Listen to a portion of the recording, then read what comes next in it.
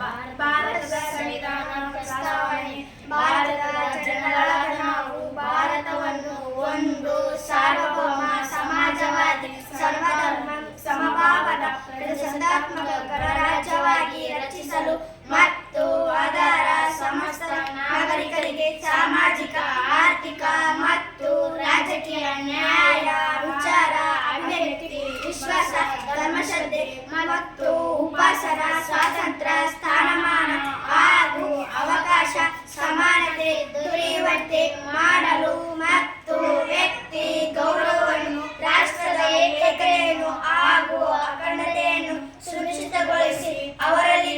ಭಾವನೆಯನ್ನು ವೃದ್ಧಿಗೊಳಿಸಿ ಶ್ರದ್ಧಾಪೂರ್ವಕ ಸಂಕಲ್ಪ ಮಾಡಿದವರಾಗಿ ನಮ್ಮ ಸಂವಿಧಾನ ಸಭೆಯಲ್ಲಿ 1949ರಲ್ಲಿ ನವೆಂಬರ್ ತಿಂಗಳ 26ನೇ